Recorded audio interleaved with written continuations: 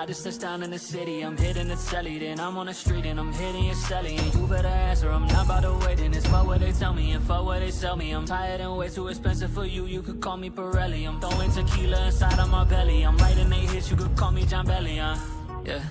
Space when I shift like an alien, I'm not on Evian, I'm on Patron and maybe 1800, I'm rocking my way to 1 million.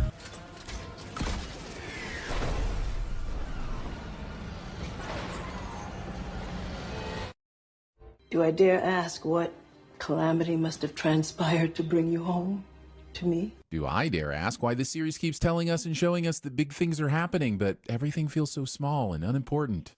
That's your dick. Why does everything feel small and unimportant to you?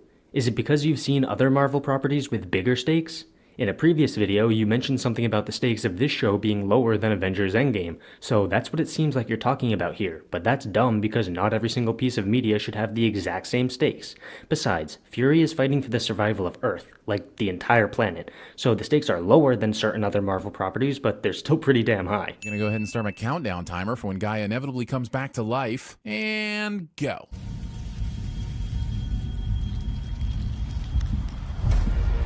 Called it. You know, for a spy show, this has been remarkably predictable. I agree 100%. This fake-out death was very obvious. Take a sin back. Also, man, Khaleesi had it easy. When her boyfriend/murderer died, we had to wait an entire year to figure out if he'd come back to life. And now I'm remembering Season 8 of Game of Thrones, so here's 2 extra cents for that. Discount Jeremy makes a pop culture ref. Also, what do you mean Season 8 of Game of Thrones? There's no such thing. The show stopped at the end of Season 4. Does anybody know what he's talking about? I need some help with this one. Hey, Meme Empire, help me out real quick. What does Discount Jeremy mean by Season 8 of Game of Thrones? You like to pretend that Season 8 of Game of Thrones doesn't exist, which is completely justified. On the other hand, TV Sins likes to use it as fodder for jokes, because the entire season is one big joke. Oh, okay, thanks for clearing that up. Anytime, my homie. Now if you don't mind, I'd like to take a moment to tell you about my Lord and Savior Jesus.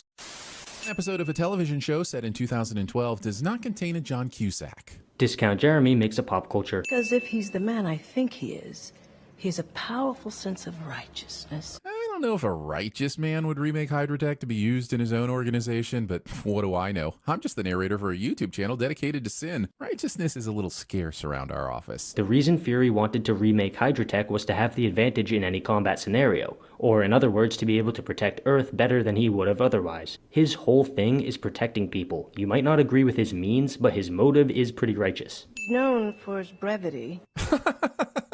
That fake-ass laugh. Fury was fired a couple of days ago. Speaking during any kind of fine arts performance. Those choir kids have likely rehearsed for months for this one concert. Wait until intermission to talk to your neighbor. Padding the sin count and runtime with unnecessary and unfunny garbage. And you enjoy this concert. Leaving before intermission, which is yet another violation of concert etiquette. And this sin is yet another violation of entertainment value, so here's another sin. We have a big bargaining chip.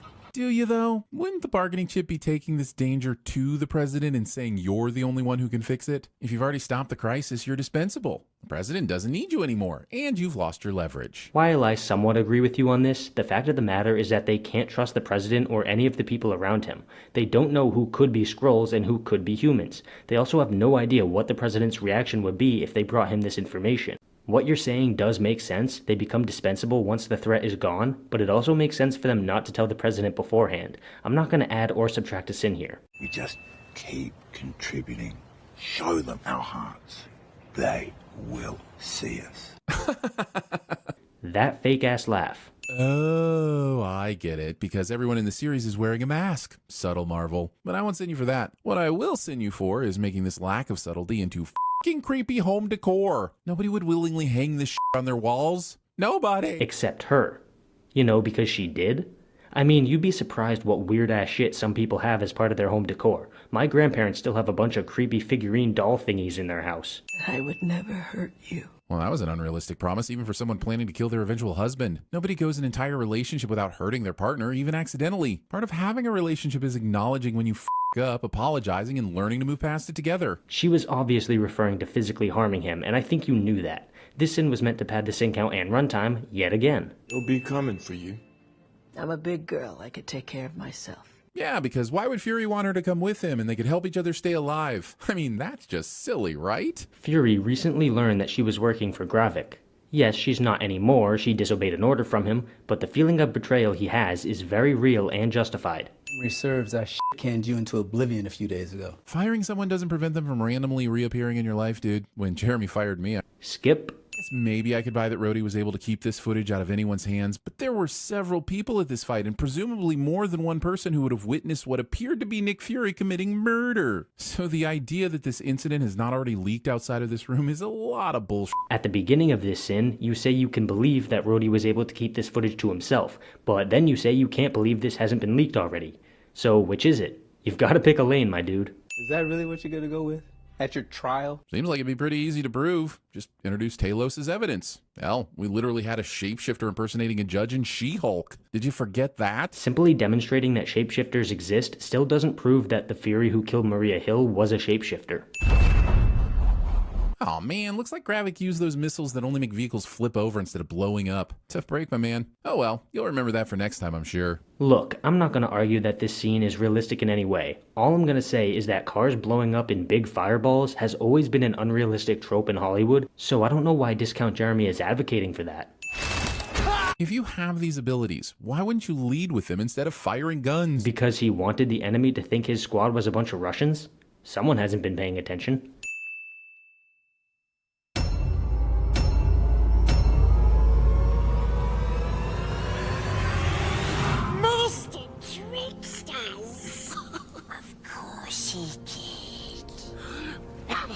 I told you he was tricksy. I told you he was false.